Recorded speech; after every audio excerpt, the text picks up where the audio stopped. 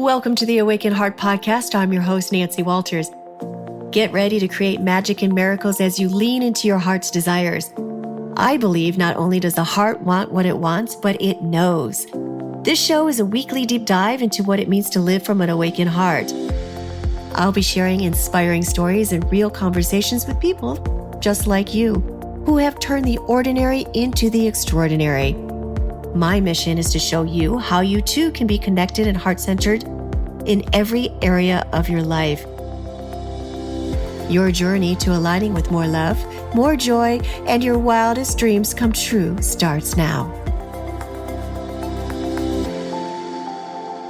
Welcome back, my friends, to the Awaken Heart Podcast. I am your host, Nancy Walters, and I just thought I'd hop on here for a really quick episode as things are slowing down a bit as we move more into the cooler temperatures in fall and the changes that are happening as fall is upon us. And that's the coloring of the leaves, that's the cooler temperatures, that's, everything that's really kind of going to sleep. The spring wakes everything up, and the fall, it changes. The old falls away so we can make way for the new. And I've been thinking about this a lot lately. As changes come into our life, how we choose to look at it, or how we choose to be in the changes, because everything is in flux, everything's in motion, everything changes. Nothing is constant. And as we try to keep things the same and we act out against things that are in constant motion, we as humans, as people, I know myself has been in that space before, where we feel entitled that things should be a certain way. And a clue here is when we use the word should, we're acting out against what is, because should is how we conceive or how we perceive things to be instead of how they actually are. And we're not willing to be like that reed against the wind that gently bends with the wind and flows with the wind, or the river, how it moves downstream. And if you're going upstream, you're going against what is natural, and that is the flow. Be gently taken along the river's flow without resistance, and just trusting it will take you to where you need to be led. And when we're in that resistance to change and in our shoulds, and acting out against the world, there's an entitlement. And we're seeing that a lot in the world, in the external. But that which we're seeing in the outside world is actually a reflection of what's going on in our inner world.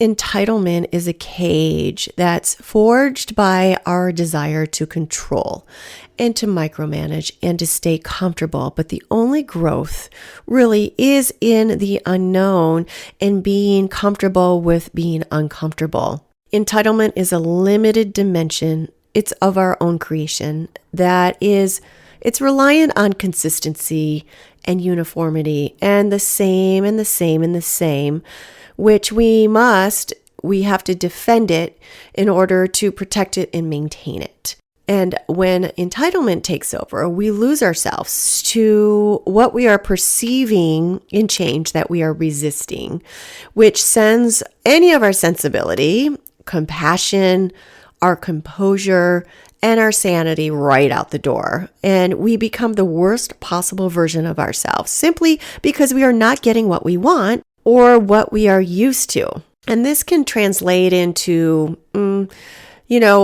just being late in traffic, getting stuck behind a light, or somebody cutting in front of you. You have this entitlement that they shouldn't be there. And, all this rage that is inside us goes out at the other person. It's misdirected. Maybe you go to the grocery store and they don't have your type of eggs available, or, I see this at Trader Joe's a lot. You go for your favorite item and they don't have it. And whereas another store might have it, they don't have it. So instantly that inner rage or that sense of entitlement, well, it should be here. It's not here. What are they, stupid? Why don't they carry that? Why isn't it here? But then there you are. There's the shoulds. Something should be this way instead of seeing it what it is. It just is. It's not there. It doesn't mean anything. So instead of focusing that on the outside world, we have to really see that the problem is ourselves. It's you. It's me. It's us. The problem is that you haven't cultivated the flexibility and the pliability necessary to handle life when it shows up differently from the way you are expecting it to show up. We're projecting our own responsibility onto the other person, onto the grocery store manager, or to the, person that developed the light or the construction that's stopping you from getting to your class on time, which I've been experiencing lately. Like my road to my star cycle, my cycling class in the morning, there's going to be construction for the next year. And every time I try to go back that route, I get so irritated by being stopped, as they let one side go and then the other side. So I've just decided to go around it. That's how I keep my sanity. So we have to be pliable and flexible. And I have to be flexible by going around. It actually is a really beautiful drive. Going that way is a mile longer, but it's not going to have me lose my mind and my sense of calm in the morning. So even if I do get in that situation, I got to learn to ride the storm out and not get into that frustrated space because it just is. And I chose to go that way, right? So it'll be a lot easier when we can be bendable and flexible when unforeseen twists and turns come down that pipeline. And it's like that Bruce Lee quote. I'm always reminded of it. And he had said, "Be like water, making its way through cracks. Do not be assertive, but adjust to the object, and you shall find a way around and through it. If nothing within you stays rigid, outward things will disclose themselves. Empty your mind, be formless, shapeless like water. If you put water into a cup, it becomes the cup. You put water into a bottle, it becomes the bottle. You put it in a teapot, it becomes the teapot. Now, water can flow or it can crash. Be water, my friend." And just like water, if it's in a glass, it doesn't know if the glass is half full or half empty. It's just water. It doesn't know that it is anything else but water. There are other Asian spiritual traditions that talk about being fluid like water and being flexible and able to bend like a reed as the gentle wind blows. Picture that. It's just bending with the wind. It just goes with it. It doesn't resist it. As the illusion, which we're experiencing now, and as this great awakening has happened globally on our planet, the illusions of linear reality is giving way to a quantum truth of the matter. And more doors will begin to close just as more and more begin to open. Change is an integral part of life, and there's no life in a peaceful sea. It's like shifting of the seasons, which we're seeing happening right now. Understand and accept this, that we can't change the seasons, but we can change ourselves. And most people don't understand that this simple concept and blame others from their failures. Unfortunately, many die without realizing this wisdom that they could have used the progress and better understand life. No matter how hard you try to find balance, there will always be ups and downs. Nonetheless, it's up to you to find a way to remain happy and faithful to your goals despite that.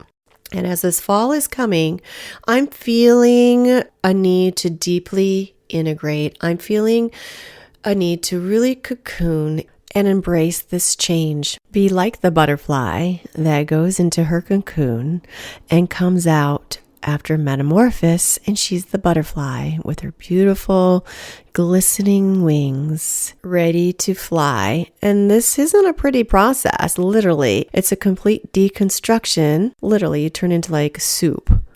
It's not a pretty process, but you come out the other side, this whole new beautiful butterfly. If I don't like seeing how things are out there in my world, instead of placing the blame outside of myself, who am I being? Who am I being in the world? And how can I change that which in myself, which is reflecting outward and bringing manifestation in my outer world? So I really am committed to really diving down and really finding out who the truth of who I am is really. And whatever illusions I've had to that, I'm willing to allow to fall away. Because the truth of who we really are, our divine manifestation of God, of the universe, it's all within us. We are not separate from each other. We are not separate from anything. And, life kind of puts blinders through history, through our perceptions, through the 3D world. We've made agreements with ourselves that have put God is something above us and we're down here below, but it's all part of the same. We are part of the whole. And in recognition of that, we are embodying the truth of who we really are. And I'm reading something right now. It's called The Book of Truth by Paul Selig. He has transmissions from these divine beings. And I read something today that really made me cry. It was so beautiful and something that I'm wishing to embody more, because as we shine the light within ourselves, as we lighten up more, raise our vibration and our frequency, it emanates outwards, and people and others recognize this. If they don't recognize this in themselves, something within them knows, the God within them knows. And I highlighted this that ended the chapter, and it really touched me deeply. God is fully present in all men, even when they don't know it. And as you acknowledge this, say these words to yourself as you meet their faces. I know who you are in truth. I know what you are in truth. I know how you serve in truth. And you will be met by the frequency of God within them. You will feel the vibration, the acknowledgement, because God within is always recognized by the one who knows the truth and will reply, I am here.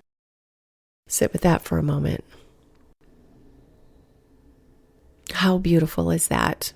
How beautiful is that? Everyone has God within them, even if they don't see it.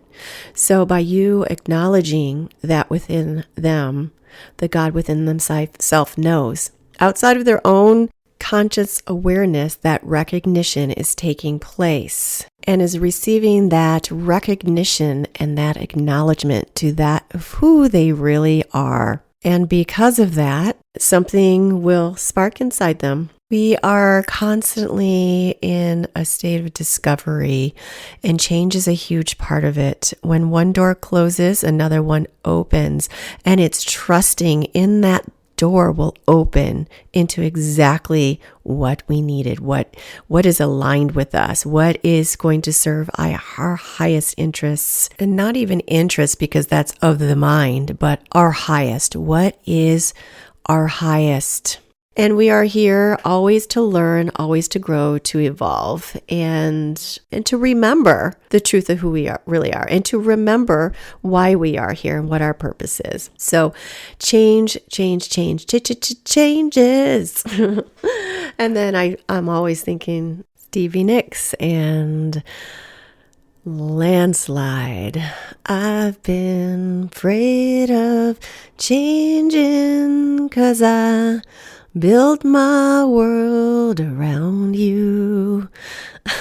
I'll never get a gold medal for singing, that's for sure. But I grew up with Fleetwood Mac and Stevie Nicks, and, it always reminds me of my childhood and, of course, all the changes that have happened throughout my lifetime. And even though that song, I read the book Gold Dust Woman, Stevie Nicks, it's a biography on her. And most of her songs were written about Lindsey Buckingham. And it's really interesting to hear the stories behind the songs. And her heart was absolutely broken when she wrote that song. You should get that book. It's really interesting. So back to changes. We have to accept that change happens. And it doesn't mean we should live our lives in fear, waiting for the other shoe to drop or for some big, bad, scary thing to happen. But we have to get real with the fact that life is constantly shifting and we have to resource ourselves to be able to be better to deal with it. That means to embrace change.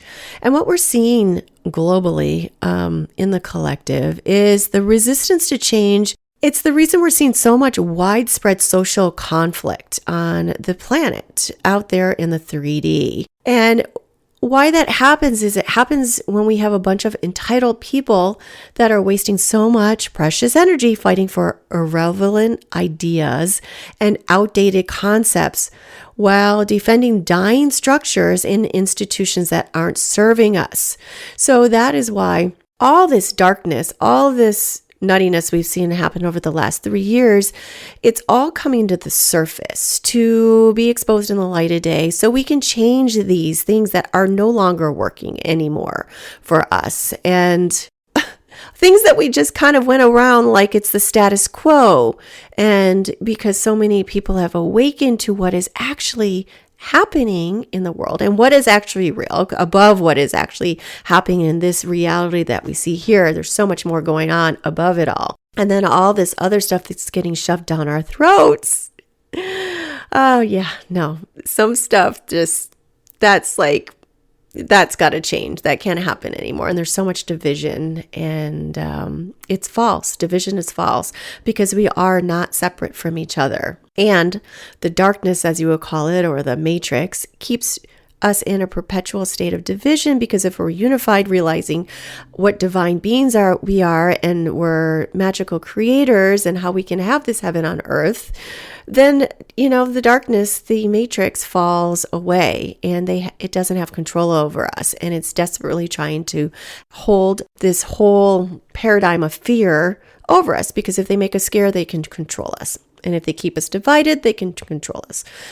Because of this, we've seen it, the propaganda all over the place. And we're seeing within a lot of people all these different things that are going on in the world as far as like gender, and then there's the race, and then the issue political division and all that is that we look for rationalizations and proof points that we can wield against them to make people who believe differently than we do to be the villains and to victimize ourselves in the face of their attempts at progress.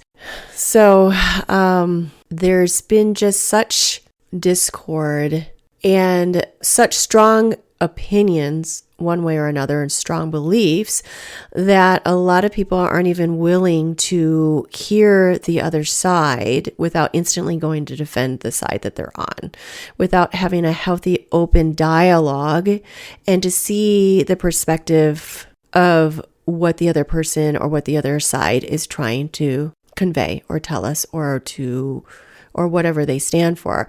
Now, there is a lot of craziness I'm seeing happen. I don't like to use sides or divide, but there's one side that really is coming up with these really crazy ideologies, and I see them trying to dismantle like all the fundamental values of like family and the whole mother-child bond and women's rights and all that. I'm seeing that, and I believe that's why, strongly feel and believe that's why so many people need to really wake up and see what's actually going on to take a strong stand against all these ideologies and all these agendas that I'm seeing starting to play out, that really I believe that a small percentage of the country is really for, but gets the most media attention because it's going to serve a purpose to allow more control to happen and take it away from the freedom of us as divine creators.